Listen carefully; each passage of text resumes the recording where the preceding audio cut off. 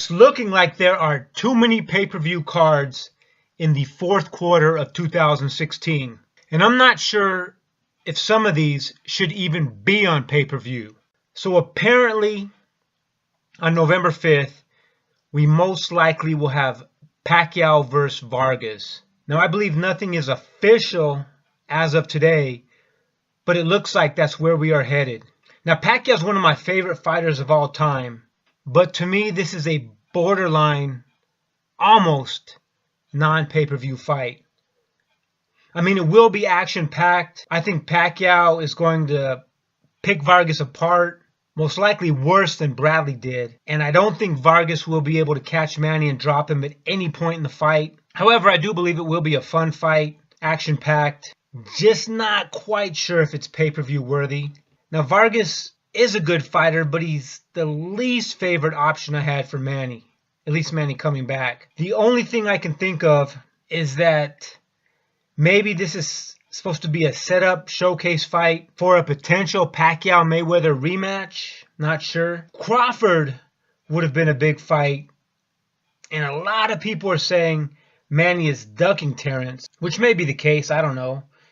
But it also may be that Bob Arum just doesn't want Crawford to take a loss at this point in his career. As for Broner, I actually wanted this fight. I honestly don't think that Broner had much of a chance, but he is tough as shit, and it would be a fun fight with a lot of entertaining build-up leading up to the match. But Broner is not even a pay-per-view draw yet, and he may never be. I think it was a huge mistake to price himself out.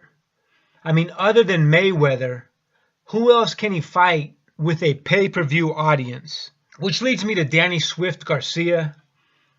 Now, I know Danny has been talking a lot, but I'm not sure if he was even offered the fight by Arum. I know Danny said the money wasn't right, but I'm thinking Al Heyman possibly may have brought it up to Danny just to see where him and his dad were at. Maybe Al didn't want to go through the whole negotiation process with Bob when he already knew what Arum's budget was or is for the fight. Now, Team Garcia may have thought that when Al was talking to them about the Manny fight, it was an actual formal offer that came over, when in actuality, it may have just been Al filling out the Garcias. I mean, love or hate Al, he has got to be a busy dude and probably doesn't want to deal with a lot of bullshit. He just wants to get to the point, see how much Danny wanted, then he would know if it would make sense to present it to Bob. So he probably checked Garcia's number and figured it would be unreasonable. Plus, I don't even think Danny truly wants to fight Pacquiao. I mean, he would rather fight Salka or Bertos. I know in the past, Freddie Roach has said that he would like to see Pacquiao and Garcia fight, be a good stylistic matchup.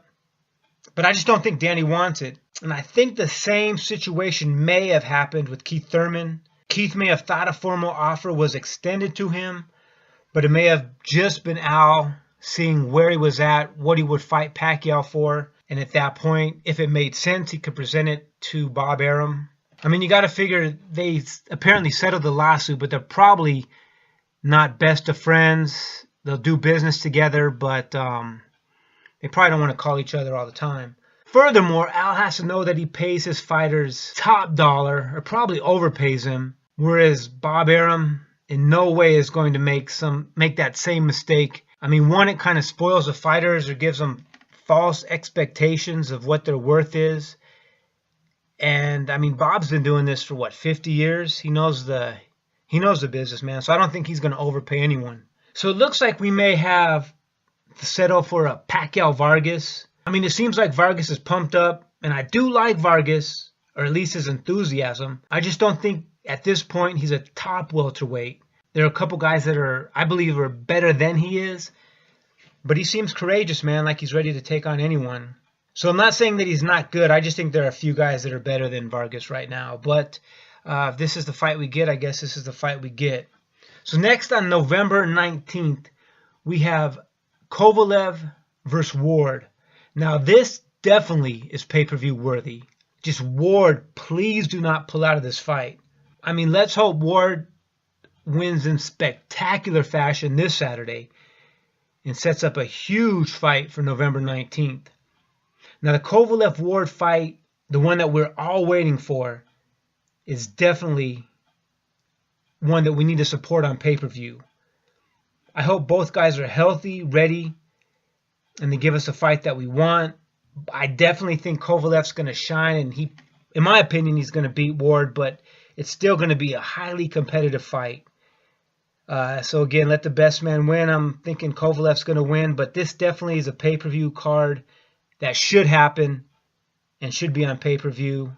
All right, the next up we have supposedly Cotto fighting on December 3rd. And man, I just don't know about this one. Apparently, it could be against James Kirkland. And I read it was pay-per-view. I don't know if that was a misprint or I didn't read it correctly. And I know that Cotto's Mr. Puerto Rico, and he has a ton of fans on the island and in New York. But could this really be on pay-per-view? Especially with Kovalev-Ward just a few weeks before it. I mean, I know it seems like you don't have to sell a lot of pay-per-views to make some decent money. So maybe it's on pay-per-view. And furthermore, I mean, Cotto's a clear A side. So I'm assuming that they don't have to pay James a whole lot to make the fight work. I mean, I like James. Been through some wars, and I hope he's all right, man. But I'm assuming they could maybe make the numbers work. I know Cotto has a ton of Puerto Rican fans. So, I mean, if I read it right, it's going to be on pay-per-view. I mean, so what do you guys think? With 3 pay-per-views within like 6 weeks or something? I mean, do you guys think that there'll be a lot of support? Are you guys supporting all 3 of them? Is there just one you're supporting? Are you not supporting any of them?